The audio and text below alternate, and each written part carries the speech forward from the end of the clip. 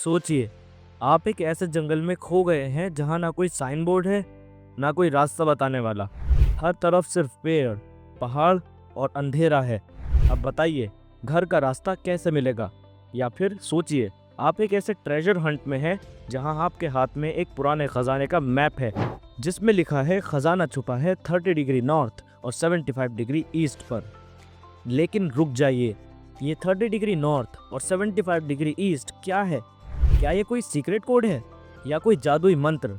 नहीं दोस्तों, ये है हमारे अर्थ के लोकेशन कोड्स, जिनसे हम दुनिया के किसी भी कोने को ढूंढ सकते हैं बिना भटके। आज के इस अद्भुत सफर में हम सीखेंगे कि कैसे ग्लोब, मैप और कोऑर्डिनेट्स की मदद से हम जगहों को लोकेट करते हैं। तो तैयार हो जाइए, कंपास उठाइए, ग्लोब घुमाइए और चलिए हमारे साथ एक रोचक यात्रा पर, जहां हर जगह एक पता मिलेगा अर्थ के मैजिक मैप के जरिए। हेलो फ्रेंड्स, कैसे हैं आप? आज हम क्लास 6 की new book exploring society India and beyond के chapter number 1 locating places on earth को एक्सप्लोर करेंगे। इस चैप्टर में हम बहुत से इंपॉर्टेंट क्वेश्चंस के आंसर ढूंढने वाले हैं, जैसे मैप क्या होता है, हम मैप कैसे यूज करते हैं और मैप के इंपॉर्टेंट कंपोनेंट्स कौन से होते हैं। हम ये भी समझेंगे कि कोऑर्डिनेट्स क्या होते हैं, लैटिट्यूड्स और लॉन्गिट्यूड्स क्या है और कैसे इन्हें यूज करके अर्थ पर किसी भी लोकेशन को मार्क किया जा सकता है। और हाँ, हम देखेंगे कि लोकल टाइम और स्टैंडर्ड टाइम का लॉन्गिट्यूड से क्या रिलेशन है। इस चैप्टर को हम अमेजिंग एनिमेशंस के साथ एक्सप्लोर करेंगे और समझने में और भी मज़ा और आसानी लाएंगे। तो दोस्तों, हो जाइए तैयार, शुरू करते हैं इस इंटरेस्टिंग चैप्टर की जर्नी। आज हम एक छोटी सी सिटी के मैप को एक्सप्लोर करेंगे। सोचो, तुम पहली बार इस शहर में आए हो, ट्रेन से उतरे हो और बैंक जाना है। तो मैप को देख के डिसाइड कर सकते हो कौन सा रास्ता लेना है। और क्या और भी रास्ते हैं? मैप में तुम पब्लिक गार्डन, स्कूल और म्यूजियम को भी लोकेट कर सकते हो। अगर बैंक से मार्केट जाना हो तो मैप से रास्ता इजीली फाइंड कर सकते हो। मैप एक ट्रेजर गाइड की तरह होता है, जो तुम्हें जगह दिखाता है और वहां तक पहुंचने का रास्ता बताता है। देखो, मैप के टॉप राइट कॉर्नर्स में 4 एरोज हैं जो स्पेसिफिक डायरेक्शंस को पॉइंट करती हैं। इनका यूज हम आगे सीखेंगे, तो अगले ट्रिप पे मैप जरूर यूज करना और एक्सप्लोरिंग का मजा लेना। ओके फ्रेंड्स, अब हम चैप्टर के एक बहुत ही important topic, a map and its components के बारे में पढ़ते हैं। जैसे कि हमने पिछले एग्जाम्पल में देखा, एक मैप बेसिकली किसी एरिया का एक रिप्रेजेंटेशन होता है, चाहे वो एक छोटा एरिया हो जैसे कि एक गांव या शहर, या फिर एक बड़ा एरिया जैसे आपका डिस्ट्रिक्ट, स्टेट या पूरा भारत। और अगर हम पूरे वर्ल्ड के मैप को देखें तो वो भी एक रिप्रेजेंटेशन ही होता है। मैप को देखते वक्त ऐसा लगता है जैसे हम सरफेस को ऊपर से देख रहे हैं। एटलस एक ऐसी बुक होती है जिसमें कई मैप्स का कलेक्शन होता है, और जैसे आप आगे देखेंगे, मैप्स भी अलग अलग टाइप्स के होते हैं। First, physical maps. ये नेचुरल फीचर्स को दिखाते हैं, जैसे माउंटेन्स, ओशियंस और रिवर्स, जैसे कि आपको फिगर 5.2 में देखने को मिला। Second, political maps. ये कंट्रीज, स्टेट्स, बाउंड्रीज और सिटीज को शो करते हैं, जैसे एक मैप जो भारत के सारे स्टेट्स और उनके कैपिटल्स को दिखाता है। Third, thematic maps. ये स्पेसिफिक इंफॉर्मेशन को रिप्रेजेंट करते हैं। एग्जाम्पल्स आपको फिगर 6.3 और फिगर 8.1 में मिलेंगे। मैप्स के कुछ इंपॉर्टेंट कंपोनेंट्स होते हैं डिस्टेंस, डायरेक्शन और सिंबल्स। डिस्टेंस का कॉन्सेप्ट आपने पहले भी मैप नेविगेट करते वक्त देखा होगा, लेकिन चलिए इसको थोड़ा और डिटेल में समझते हैं। क्या आपने कभी सोचा है कि एक इतना बड़ा एरिया एक छोटे से पेपर पर कैसे फिट हो जाता है? ये सब पॉसिबल होता है मैप के स्केल की वजह से।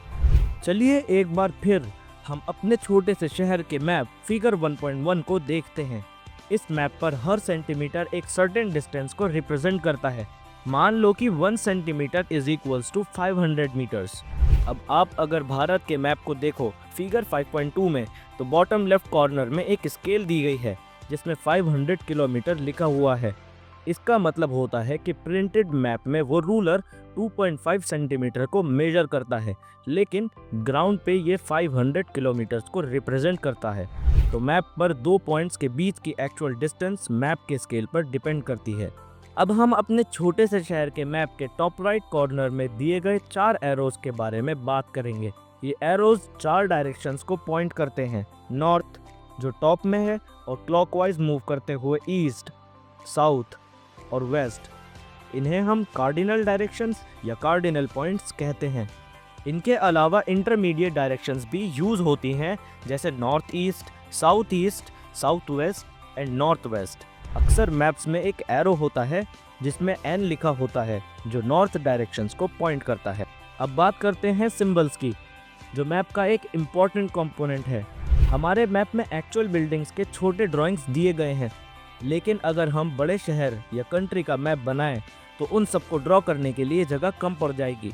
इसलिए फीचर्स को रिप्रेजेंट करने के लिए सिंबल्स का यूज़ होता है, जैसे railway station, school, post office के लिए अलग अलग सिंबल्स, और नेचुरल एलिमेंट्स जैसे रिवर, पॉन्ड्स या फॉरेस्ट के लिए भी सिंबल्स होते हैं। इस तरह मैप पर लिमिटेड स्पेस में कई सारी डिटेल्स दिखाई जा सकती हैं।